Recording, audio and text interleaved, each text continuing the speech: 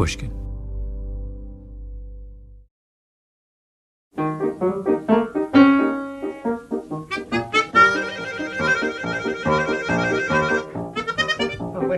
I always flatter myself I think I'm going to be able to play it that fast, and I actually can't. So take it from your introduction again after the three chords, a little slower.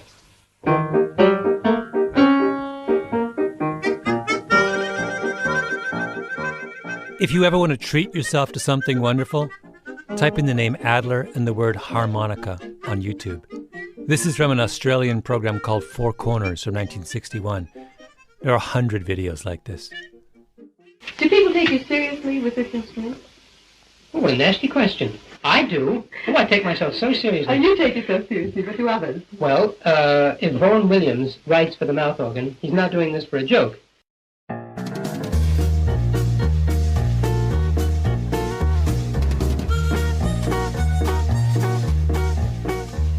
My name is Malcolm Gladwell. You're listening to Revisionist History, my podcast about things overlooked and misunderstood. This is the first of 2 episodes about memory, about the myths we hold about it and the games our memories play. This one is about an argument between 2 old friends over what supposedly happened or did not happen during a raid on a house supposedly full of Nazis in July 1945. Or maybe April of 1946. I have no idea. This is an interview with Larry Adler by Dorothy Horowitz on February the 5th, 1986. And Larry Adler is the virtuoso hand organ player. Is that correct title? Did you say hand organ? Mouth organ. Because the hand organ is what you grind from monkeys. Right you are. Money. By the time Larry Adler sat down to tell his life story to a historian with the American Jewish Committee, his reputation was well known. Perfectly all right with me. Oh, no. Mouth organ player, or harmonica player, as it is also known. I use the word mouth organ, but the people who manufacture it call it a harmonica.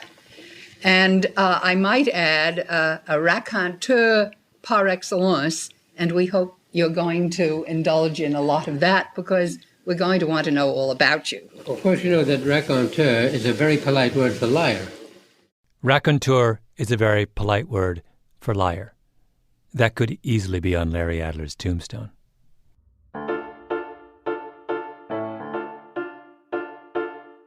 Larry Adler was the greatest harmonica player in the world.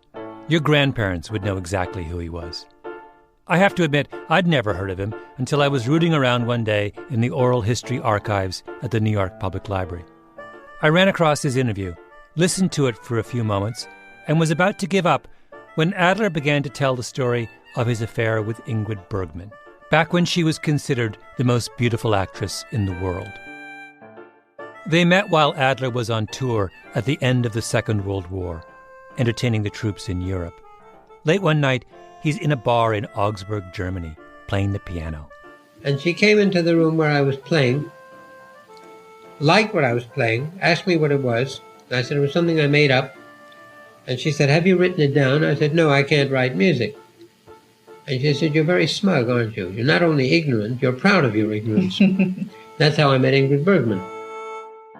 Adler tells his interviewer that he'd just recently read a biography of Bergman in which Bergman's husband claimed that he, Larry Adler, had come to him and confessed their affair. I know I wouldn't have done such a thing because I wouldn't have done that to Ingrid. I wouldn't have named what was happening to her husband. However, it is in the book, and I can't deny that he said that to the author of the book. But as I say, I can't see me doing it. It is against my nature and my principles. Just to be clear, Larry Adler was having an affair with one of the most famous actresses in the world. And the actress's husband says Adler confessed it to him. You would think that would be a memorable event. But Adler's response is, maybe. I guess it could have happened. By the way, in War and Peace, and I'm paraphrasing, of course, because you can't remember Tolstoy word for word, there's a sequence where a young man who's been at a battle, I think the Battle of Borodino, is in Moscow in a drawing room telling these very attractive young ladies about his war experiences. But he was behind the lines. He didn't see action. He only heard about action from other soldiers, but he saw that he was losing his audience because he couldn't give them any tales of battle action. So he began to use the stories that other soldiers had told him, but making it personal, as if he had experienced that action. And then Tolstoy has a line very much like this: "And he realized as he spoke that the truth was slipping away from him, and soon he would no longer know what the truth was." Now, I think that applies very much to anybody telling any story about anything. The officer in Tolstoy's War and Peace tells a story that isn't true, and from then on forgets that it isn't true. Larry Adler doesn't call the officer a liar or say he shouldn't make things up. Adler says that's the way memories work. They're up for grabs. In fact, throughout the oral history, Adler keeps summoning memories and simultaneously discounting them until he has completely convinced you that that's the way we all ought to act.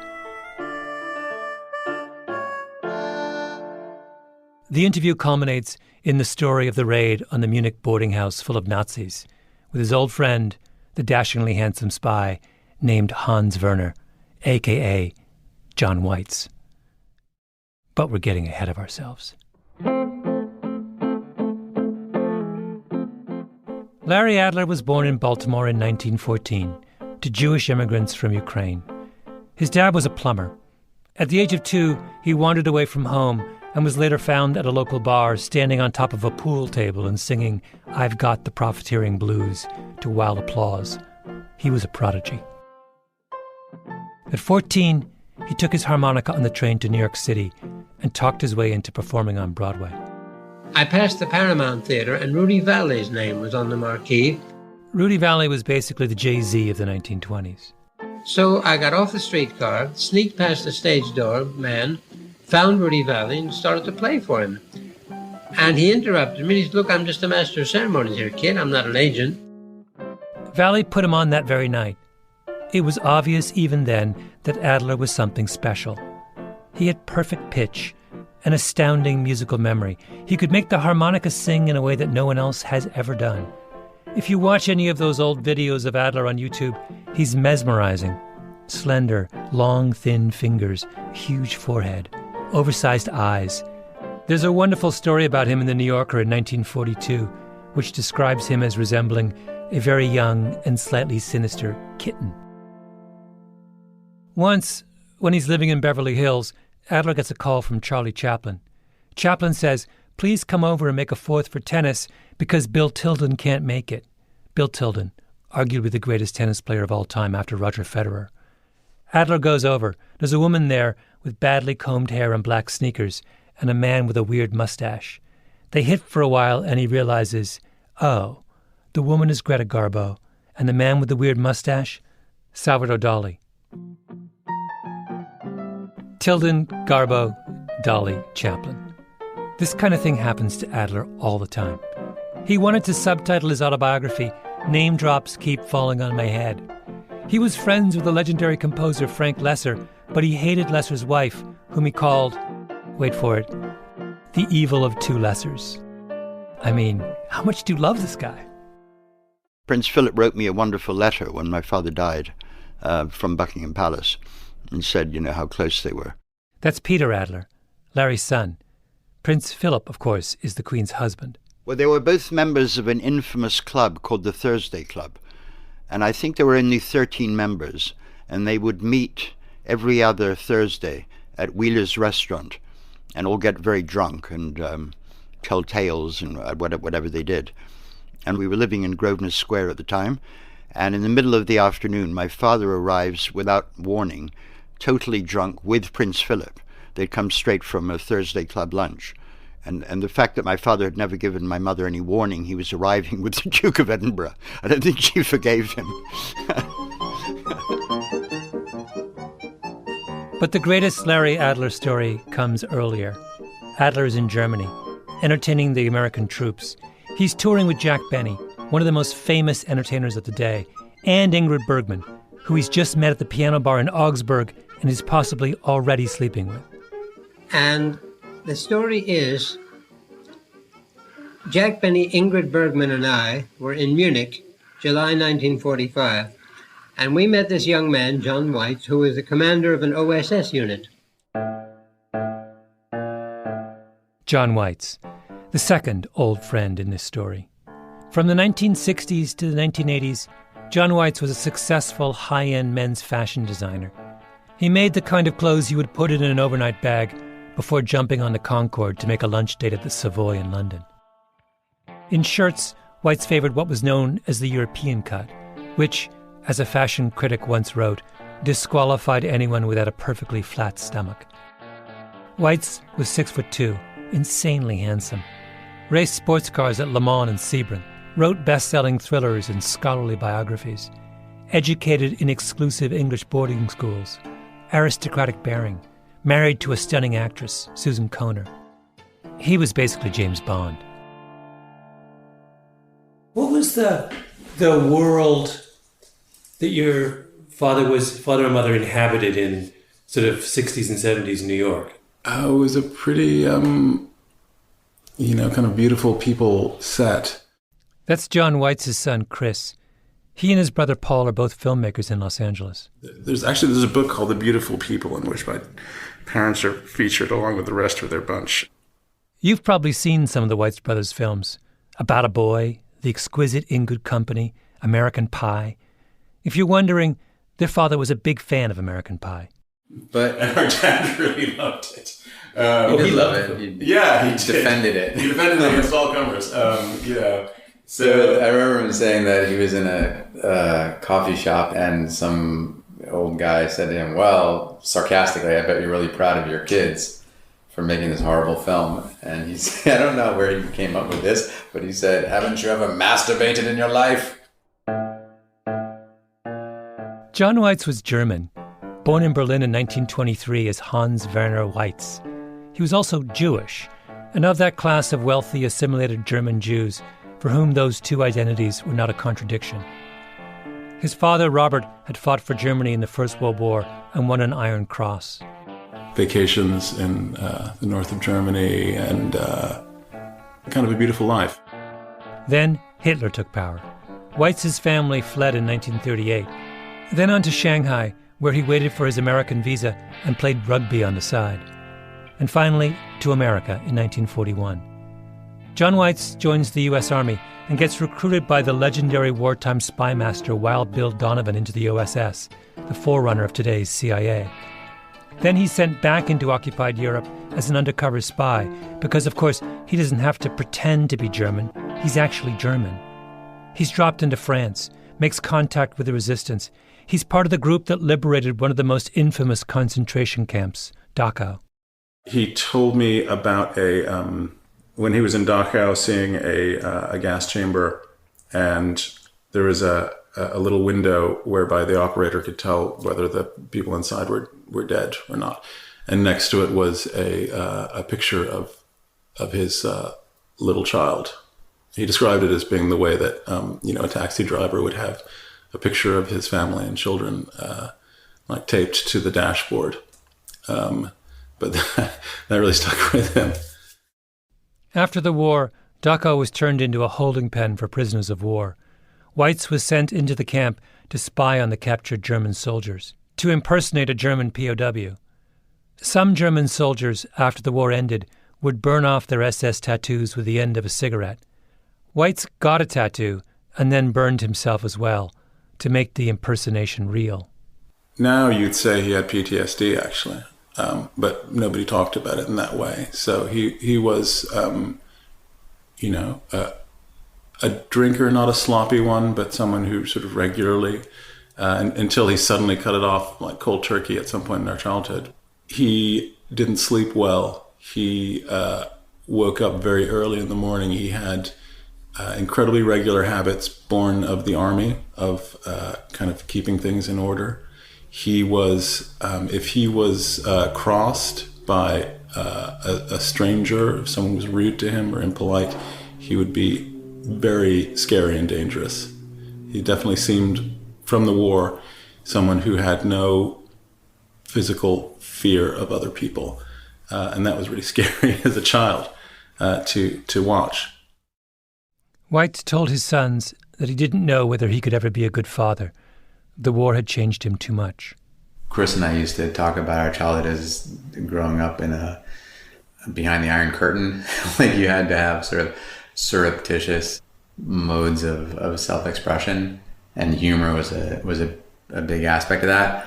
Well, the fact that we ended up working together is partly because we sort of developed this shared sense of humor, and it was kind of like a samizdat method of maintaining our autonomy with a very sort of domineering dad who was always ready for things to lapse into complete catastrophe. Yeah. A dad who was always ready for things to lapse into catastrophe. Back to Munich. The war has just ended. Weitz is now running an undercover operation against a German guerrilla group called Werewolf.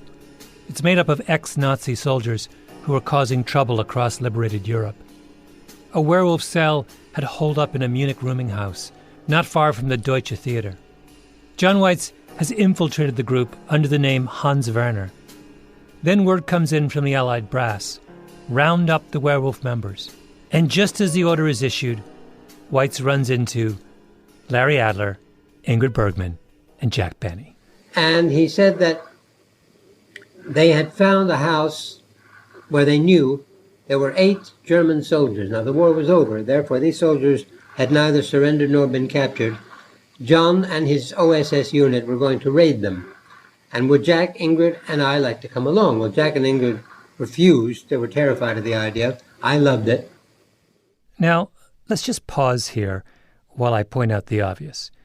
A 20-something John Weitz, the dashingly handsome undercover spy, runs into, respectively, America's most famous actress, America's most famous comedian, and the world's greatest harmonica player, presumably at a nightclub, and he invites all 3 of them to join him in raiding a house full of Nazi guerrillas, and one of them, the skinny harmonica player from Baltimore, says yes. The Weitz brothers, disciples of Hollywood, do not find this as odd as I did. Does it strike you, one of the many weird things with that story is the notion that you are an OSS officer in Munich, you're going to do this bust, and you bring along a famous harmonica player? What's strange about that? Well, I guess it's a testament to the power of celebrity. It's kind of like a ride-along, you know? Like Kevin Hart and Ice Cube. So Larry Adler prepares for his mission. I'm guessing he's lying in the arms of the world's most beautiful actress. He gets up, puts on a helmet, and goes off to capture some Nazis. So I met these OSS men at 4:30 in the morning. We got into a Jeep, went to this house, and according to John, the OSS men burst into the house. 2 of the Germans fired back at them and were killed. The other 6 were captured. Key phrase, according to John. John Weitz remembers a gunfight, but Adler remembers something completely different. My story is, when we got into the house, there were 2 old ladies. There was no firing. No one was hurt in any way. And so there are these 2 diametrically opposed stories by 2 people who were there. In John Weitz's memory, a house full of Nazis, a nasty battle, death, drama. In Larry Adler's memory, of the same night, nothing. No Nazis, no gunfight, no one dies. They burst in, and all they find is a room full of harmless old women, presumably knitting. But wait, there's another version. Same characters, same setup, only it's supposed to take place almost a year later, in April of 1946. I told this story to a group of publishers in London when I made a speech, and one of the publishers told me afterward, Mr. Adler, did you know that the raid you're talking about is mentioned in another book? And John Weitz is mentioned, but not by name. He's called Werner, because that was his name as an agent to infiltrate the German lines. John, under the name of Werner, is leading the raid. You are with him. And now there are 18 Nazi soldiers. The house is surrounded by armored carriers and floodlights. And I still remember 2 old ladies. So the question is, who is right? Exactly. Who's right? For the rest of their days, Adler and Weitz will argue about it. I remember Larry bringing up the story to Needle Dad. And my dad, the funny thing is, my father could be very, very forbidding and peremptory with people who sort of crossed him. For some reason, he had a soft spot for Larry. Everyone had a soft spot for Larry. What I heard at lunch was you were rounding up these Nazis, and all I saw was old women. Oh, Larry. Yeah, it was something. Shut up and have another champagne.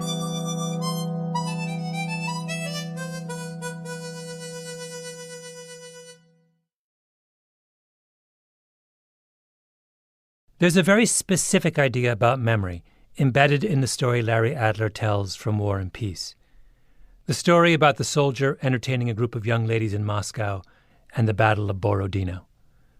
The officer wants to impress the people around him, so he moves himself to the front lines, and once he makes that improvement on the truth in the service of his own ego, what actually happens slips away. He becomes the victim of his own self-deception. That's the theory Adler believed in. He tells another story about the time he was in Newfoundland during the war, entertaining troops. He needs to get back to Gander Airport because he has a nightclub appearance scheduled in New York. He finds an airman who has a cargo plane which is going to be towing a glider, and he says to Adler, "You can ride in the glider." I was in the glider, the captain was in the front plane, and how exciting it was for me being in the glider, being towed, and how the most exciting part came when we were over Gander Airport and he cut the glider loose by a release mechanism and we floated down in this heavenly feeling I had of escape that I never wanted to land. Adler tells that story for years. Well, my daughter found a diary that covered my trip to Newfoundland.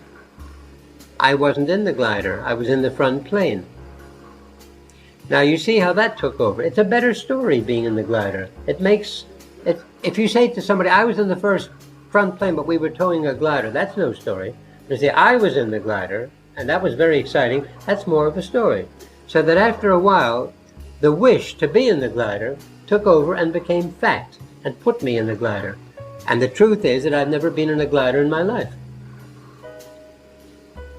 That's what I mean by self-deception. Adler knew he had a big ego, and he simply assumed that his ego was out in the world rewriting history on his behalf. Which seems to make sense. Adler is the compulsive storyteller, right? The name dropper. In his New Yorker profile, there's this line, "The most casual request for information from a newspaper reporter or interviewer will often bring in reply a 12 or 15 typewritten single-space narrative composed and typed by Larry in person and containing dialogue and anecdotes." I think that whenever we run across someone telling a false story, we assume that this is what's happening, that the lie is driven by ego. In the next episode, I'm going to talk about an incident that you'll almost certainly remember, a modern version of Adler's glider story. Somebody famous was caught saying, in effect, that they were in the glider when they were actually in the plane pulling the glider.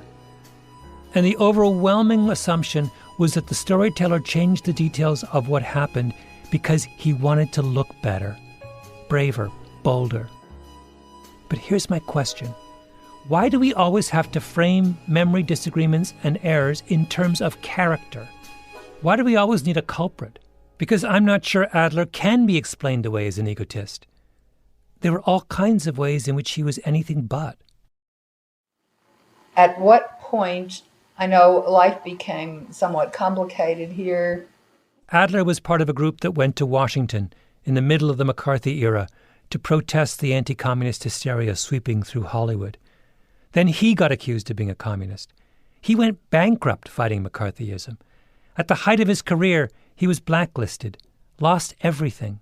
Then Roy Cohn, who was McCarthy's advisor, offered me a deal.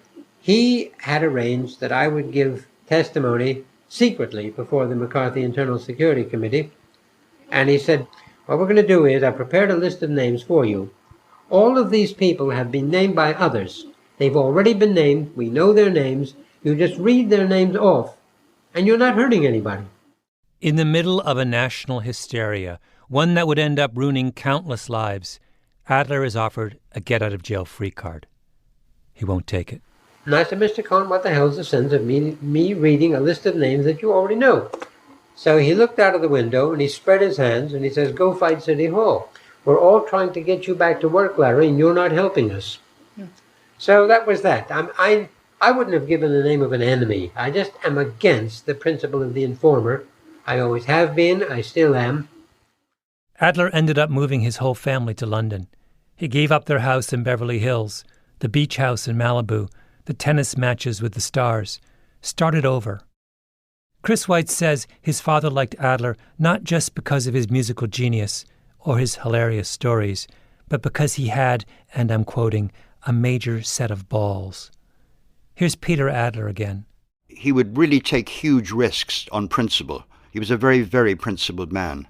And I remember him doing it, which terrified me. He did a public reading of the Satanic Verses with various other artists at the time that Salman Rushdie had the fatwa put on him, simply to protest against this kind of nonsense.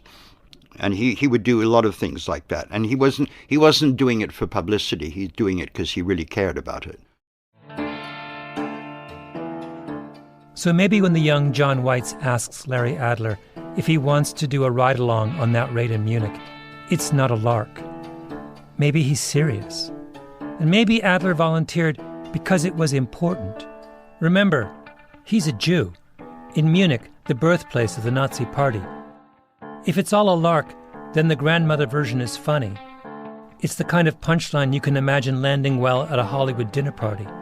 Larry Adler, the compulsive storyteller, wins over another crowd. But if he's serious about the raid, then the grandmothers aren't funny. They're not a punchline. They're a sad and awkward ending.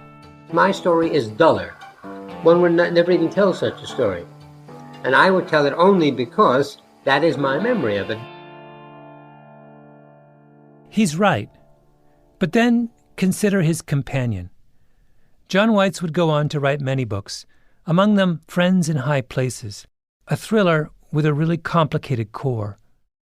The main character was somebody who was in the auto industry and was joining the Nazi Party in order to get ahead in his career. I think he felt about himself that if he hadn't been Jewish, maybe there, but for the grace of God, would go his moral center. When John Weitz turned to writing serious historical biographies, his subjects were Germans from the same class he had come from, wealthy, cosmopolitan, intellectuals, who ended up serving Hitler. You don't have to be a psychoanalyst to make sense of these stories. They're Weitz's attempt to sort through the conflict between his love of his native Germany and his devastation about what his Germany had done. It's long ago. No, I know, but tell me. Well, I was young, and I could wear all sorts of clothes and make them look real. In 1997, Weitz went on the Charlie Rose Show. He and Rose talked happily about Weitz's new biography, until Rose started to ask Weitz about Weitz's own experience during the war. Did you go into Germany? I was in Germany, yes. Yeah, when? After... I'm going to pull this out of you, John. The journalist. Yes. Weitz doesn't want to talk about it. I started in France during the general time of the invasion plans. Plans? Yes. They dropped you by parachute into France? No. Oh, never. How'd you get in there? You have many ways of being delivered, but not by parachute because they can see you coming. Okay, so how'd you get in? Oh, you can go in by boat. Well, how did you can go get in? By a small plane. How did you get in?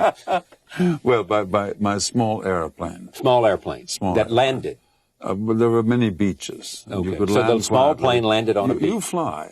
Yeah. You know, the dead stick is... This goes on and on. How many trips did you make in and out of France? 10? Oh, God, no. Less or more? Much less. Less? More than one, less than four. How's that? Lord, you're being the journalist. All right. Finally, Rose just gets exasperated. Tell me why you're so, at this late stage, Because what is the people code? Involved. What is the code that keeps you from being more forthcoming? Well, General Donovan issued a memorandum. Wow, Bill Donovan. Yes, our boss. Head of OSS. Which said, for as long as there are people alive, I spoke to one the day before yesterday on the phone, an 89-year-old ex-colonel of Panzers of Armored Forces, 9th Cross wearer, who was a resistance officer. As long as there are people alive, you'd be amazed at how many Germans, stupid ones, would still be angry at somebody who brought some form of resistance. This is 1997. The war has been over for more than half a century, and Weitz refuses to give anything more than the barest details of his experience because of a memo written by his former boss, who, by the way, has been dead for decades. Weitz and Adler are principled men. It's just that their principles take different forms. On matters of emotional significance, one man shrouds his memories in a blanket of chatter and whimsy. The other falls silent and retreats. When we encounter conflicts in memory, we want to label one party as a liar. We want to make a judgment. This strategy is authentic. This strategy is dubious. Adler is the egotistical one. Weitz is the evasive one. But why? Why can't we just accept that all of us deal with the uncertainty of our experiences in different ways? Memory does not reveal character. That's our mistake. In the early 1990s, John Weitz talked to a historian named Perry Biddiscombe, who was working on a book about the werewolf movement. Biddiscombe found Weitz's name in the phone book and called him out of the blue. This time, Weitz told yet another version of the raid. In this version, there was no shooting, no resistance, no one died. The members of Werewolf were all punks, too young to have fought in the war, full of false bravado. Weitz and his team of Allied soldiers surrounded the housing complex where the werewolf lived and arrested them. Then, and I'm quoting now from Biddiscombe's notes, the scene was invaded by forlorn mothers and grandmothers, each insisting that her lad was really a good boy and could not possibly be mixed up in this werewolf nastiness. Do you see what Weitz did? He took his version and combined it with Larry Adler's version. There were arrests and there were grandmothers. I have no idea whether it was conscious or not, but at the end of his life, Weitz decided that friendship was more important than memory. He decided not to be a memory fundamentalist. Larry Adler, for his part, gave his last concert in May of 2001 at the Royal Albert Hall.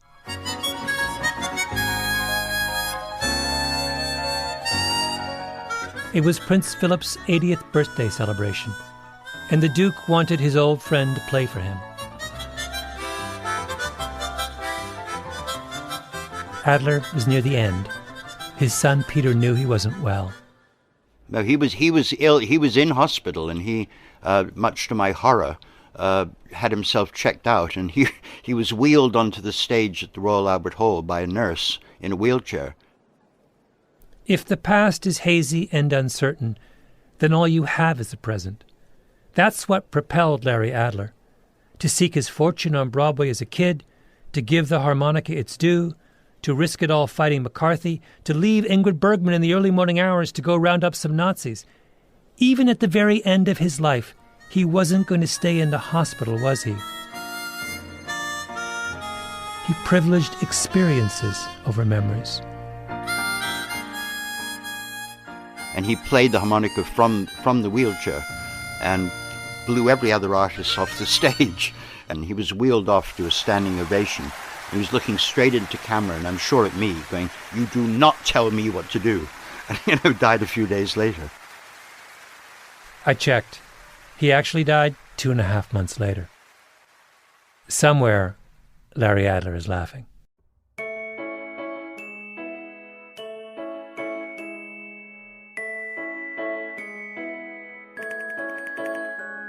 Revisionist History is a Panoply production. The senior producer is Mia Lobel, with Jacob Smith and Camille Baptista. Our editor is Julia Barton. Flawn Williams is our engineer. Fact-checking by Beth Johnson. Original music by Luis Guerra. Special thanks to Andy Bowers and Jacob Weisberg. I'm Malcolm Gladwell.